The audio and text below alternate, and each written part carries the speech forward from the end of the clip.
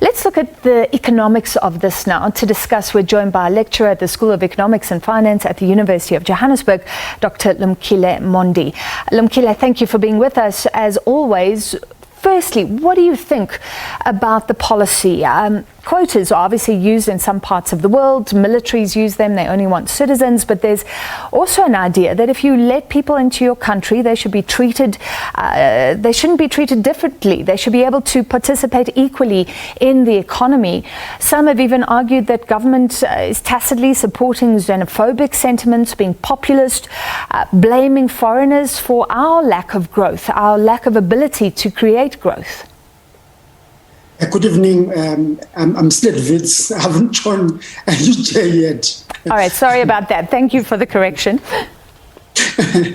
But in South Africa, very interestingly, the labor market, which in neoclassical theory, the wage is supposed to be determined by demand and supply. In South Africa, the labor market, like in many countries, has shown us that it is a very powerful institution because it is able to discriminate. From the PET government of 1924 in South Africa that introduced Calabar Job Preservation Act and the apartheid regime that really excluded millions of black South African workers. Therefore, in South Africa, if you look at our minerals and energy complex that drove South Africa's industrialization, the labor market has always been an institution of power and an institution of exclusion and discrimination. Therefore, it is shocking today to hear the Minister of a Democratic Government again bringing us back some form of controls and trying to use power in a market whereby it's not allocating and giving people opportunity because of the economic policy choices that the ANC government adopted in 1994 and continues to implement and therefore uses the failure to try and fuel divisions between us and the rest of the world.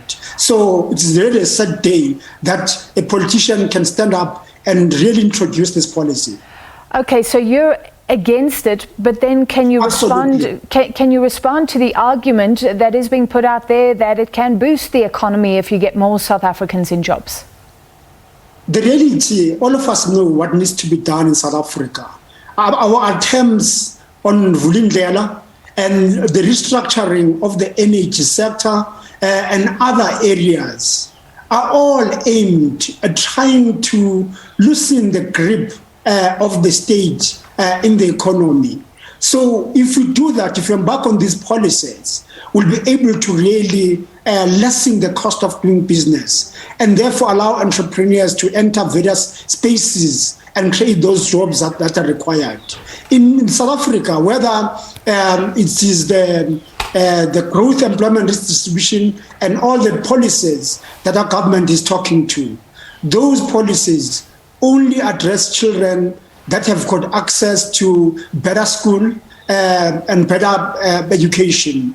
The majority of South Africans who, because of South Africa's dismal education policies, are marginalized, and even if you had to introduce those quotas without addressing your economic policy, your social policy, your education policy, and a functioning and capable state, these policies will worsen our unemployment challenge. Therefore, we need to think more about how do we remove all these structural barriers, provide better education by investing on people, by creating and investing on infrastructure so that the black child is humanized. Because as far as it goes at the moment, very many children don't have access to decent education because of a lack of infrastructure as well as surrounding support that is supposed to give them and allow them opportunity. And business are hamstrung by a variety of policies that the ANC government has introduced, which in fact dissuade business from investing because there's high cost and high risk of doing business in South Africa. And I think you've touched on a huge issue here. If South Africans were better educated, if there was more innovation, more productivity, then South Africans could easily move up to the higher skilled jobs. We're talking about unskilled jobs here, where we have so much competition. Is not the elephant in the room also that foreigners without visas in this country, so there you've got an issue between legal and illegal, but we've heard that foreigners are being exploited sometimes, or they have chosen to accept lower salaries because they also have very few choices.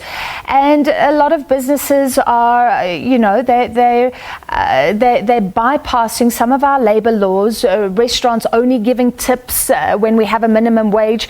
So surely when you have South Africans asserting their labor rights across the economy, the cost structure of many businesses will go up. But that is a good thing if they are doing illegal things, I guess. Well, I mean, again here, we failed by the ANC government. It talks in its policies about de-racializing the South African economy. So we all know that our economy remains lily-white in many sectors. And these white entrepreneurs and professionals are extremely uncomfortable with black South Africans, because a lot of black South African professionals are assertive and they understand the political economy of South Africa, that many of these whites who are occupying high positions today got those because of the labor market that discriminated against black skills. Therefore, these white executives that run these companies or banks, etc., are beneficiaries of a very discriminatory labor market. So black South Africans are educated who comes through schools such as ours. When they get into this environment, there is tensions because many of these white executives know that intellectually they are not there because it was not on merit. It was based on racist policies of the apartheid regime, which continue to permeate through our system.